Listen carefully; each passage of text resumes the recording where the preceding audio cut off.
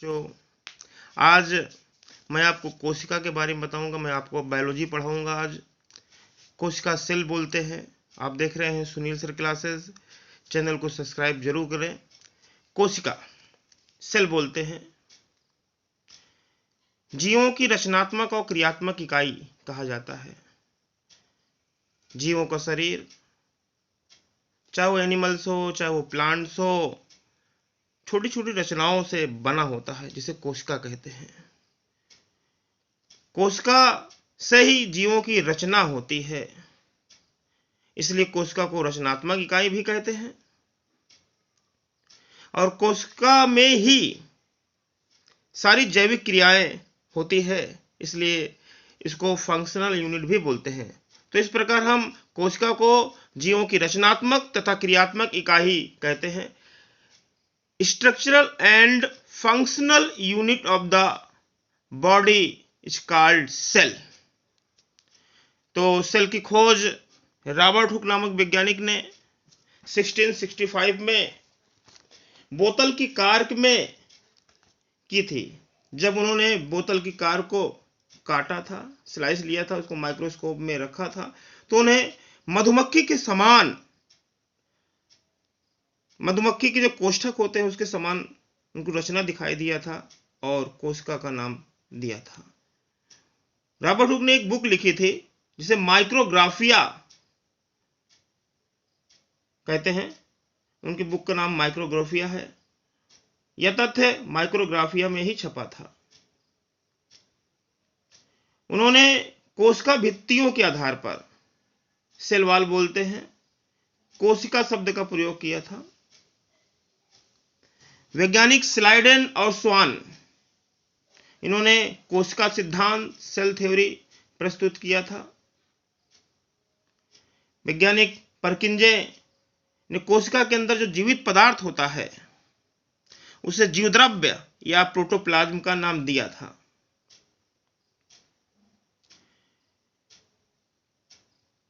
विरको एक वैज्ञानिक थे, विरको, VIRCHOW। उन्होंने बताया कि कोशिका में विभाजन होता है और सभी नई कोशिकाएं पूर्ववर्ती कोशिकाओं से बनती है, अर्थात ओमनिस सेलुला ईस सेलुला। इसे कोशिका की वंश परंपरा का नियम, लॉ ऑफ सेल लिनेज कहते हैं। कोशिका सिद्धांत में यह बताया गया, जो कि सेल थ्योरी के नाम से प्रसिद्ध है, स्लाइडेन और स्वान ने दिया था। यद्यपि ड्यूटोसेट ने उनसे पहले 1824 में कोशिका सिद्धांत का विचार प्रस्तुत किया था, लेकिन कोशिका सिद्धांत को प्रस्तुत करने का जो श्रेय है ये दो वैज्ञानिकों को, एक वनस्पति वैज्ञानिक थे स्लाइडेन और जंतु विज्ञान शास्त्री स्वान, इनको जाता है। तो इन्होंने बताया कि सभी जीवों का शरीर एक अथवा अनेक कोशिकाओं से बना होता है। कोशिका जीव के शरीर में कार्य की मूलभूत इकाई होती है।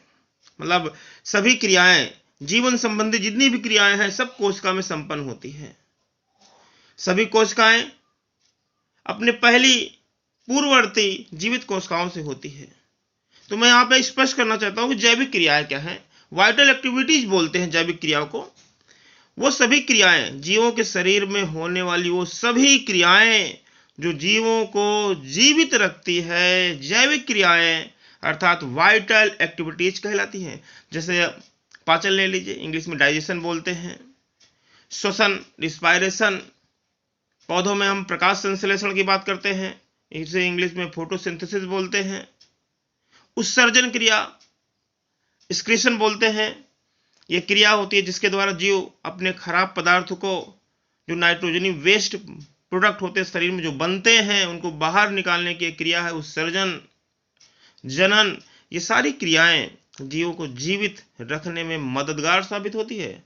इसलिए इन सभी क्रियाओं को हम जैविक क्रिया बोलते हैं।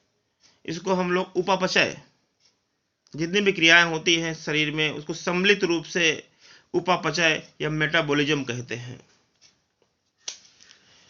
तो यहाँ पर आपने देखा कि परकंजे वैज्ञानिक थे, इन्होंने जो कोशिका के अंदर जीवित पदार्थ था, जीवद्रव का नाम उन्होंने दिया था। कोशिकाएं कई प्रकार की होती है, दो प्रकार की कोशिकाएं, यूकैरियोटिक सेल्स और प्रोकैरियोटिक सेल्स।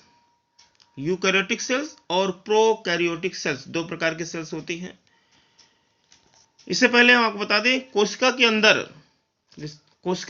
अंदर छोटे छोटे अंग पाए जाते हैं, जिसे कोशिकांग बोलते हैं, इंग्लिश में सेल ऑर्गेनेल्स बोलते हैं। जिस प्रकार जीवों के शरीर में बहुत से अंग होते हैं, नाक, कान, मुंह, अग्नाशय, ढेर सारे इंटरनल ऑर्गन भी होते हैं, एक्सटर्नल ऑर्गन भी होते हैं, उसी प्रकार कोशिका के अंदर भी बहुत प्रकार के अंग होते हैं, जिसके हम कोशिका अंग या सेल ऑर्गेनेल के नाम से जानते हैं।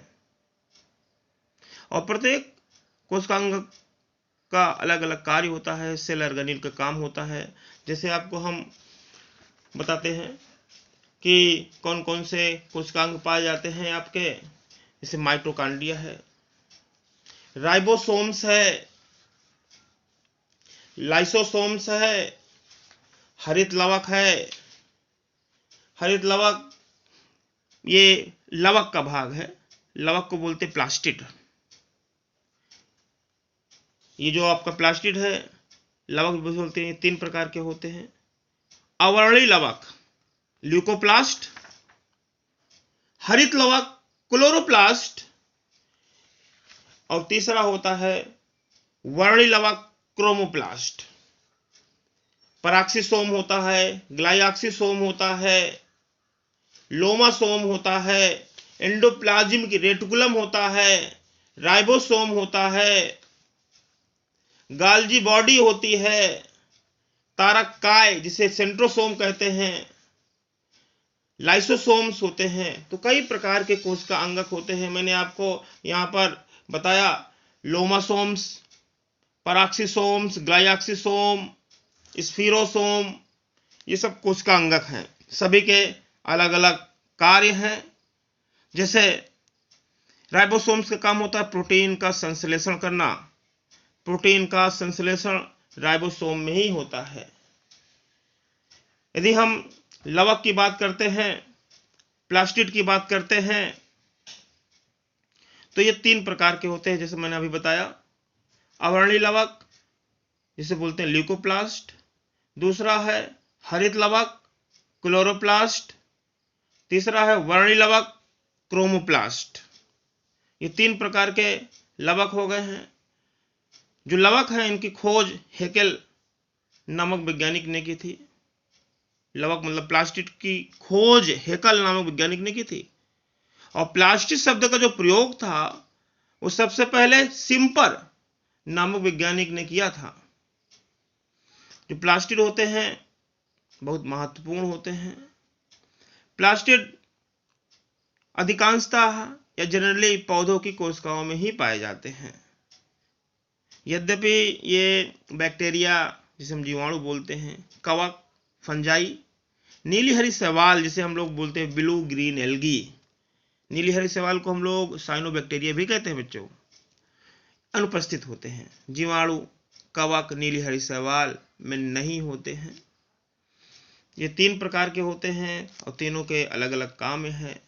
जो आपका अवर्णी लवक होता है, ल्यूकोप्लास्ट जो होता है, ये ऐसे भागों में पाए जाते हैं पौधों में जहाँ पे सूर्य का प्रकाश नहीं पहुँच पाता है। जैसे है अंडरग्राउंड जो स्टेम है, मतलब भूमिगत तना है जो भूमि के नीचे है, भूमिगत जो जड़ है भूमि के नीचे है, इसमें ल्यूकोप्लास्ट पाए जाते हैं।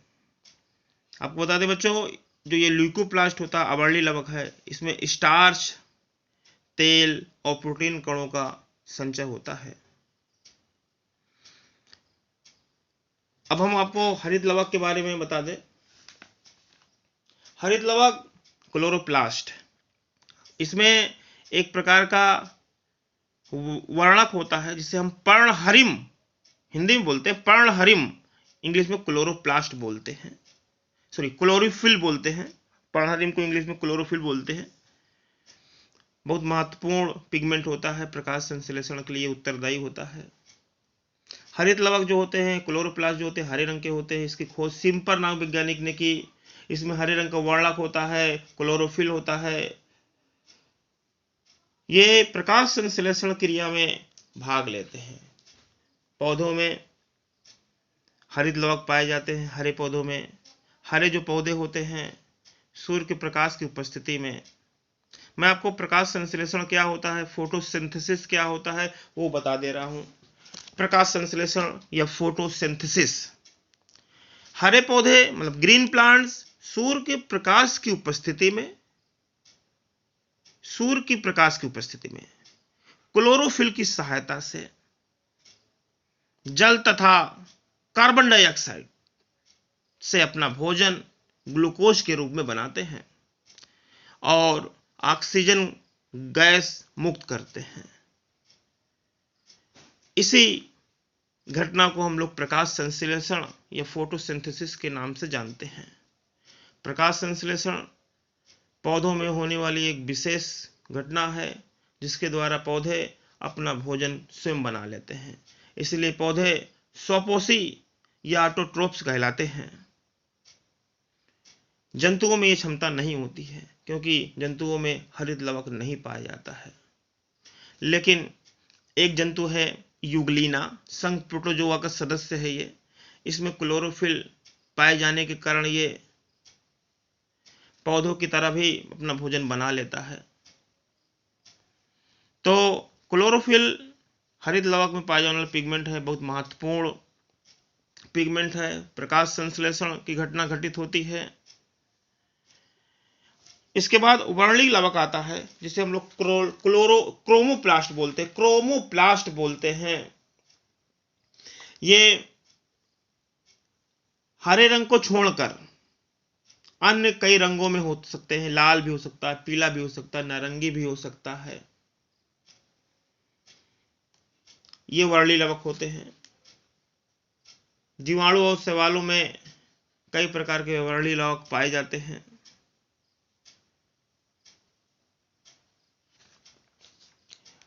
ये आपके हरित लवक में कई प्रकार के पिगमेंट होते हैं जो क्लोरोफिल होता है। कई प्रकार के chlorophyll A, chlorophyll B, chlorophyll C, chlorophyll D, chlorophyll E, ये चीजें पाई जाती हैं। कई प्रकार के क्लोरोफिल होते हैं। हरित लवक में दो और पिगमेंट होते हैं जिसे हम लोग कैरोटीनॉइड्स बोलते हैं। कैरोटीनॉइड्स बोलते हैं। ये कैरोटीनॉइड दो प्रकार के होते हैं, कैरोटीन और जेंथोफिल। जो कैरोटीन होता है नारंगी पिगमेंट होता है और जेंथोफिल पीले रंग के पिगमेंट होते हैं। ये बहुत इंपॉर्टेंट बताने जा रहा हूं जो अब बताऊंगा। पायरिनाइड्स एक शब्द आता है, पायरिनाइड्स। पायरिनाइड हरे शैवालों और कुछ दूसरे पौधों जैसे एंथोसिरोस, सिलाजिनेला आदि में हरित लवक में प्रोटीन की बनी एक विशेष रचना होती है। पायरिनाइड्स ये हरे शैवालों में पाए जाते हैं और कुछ दूसरे पौधे में भी जैसे एंथोसिरोस है, सिलाजिनेला है आदि के हरित लवक में प्रोटीन की बनी संरचना होती है, विशेष संरचना जिसके चारों ओर स्टार्च का संग्रह होता है। प्रोटीन से बनी होती है लेकिन चारों ओर स्टार्च का संग्रह होता है। यही रचना, यही विशेष रचना हरित लवक में जो पाई जाती है जिसे बोलते हैं पायरिनाइड्स। पायरिनाइड्स क्या है? प्रोटीन के बने विशेष रचना होती है जिसके चारों ओर स्टार्च का संग्रह होता है। तो इस प्रकार बच्चों आज आपने कुछ कोशिका अंगक के बारे में जाना। अब आगे मैं और जो वीडियो लाऊंगा उसमें और कोशिका के बारे में बताऊंगा। Okay, bye.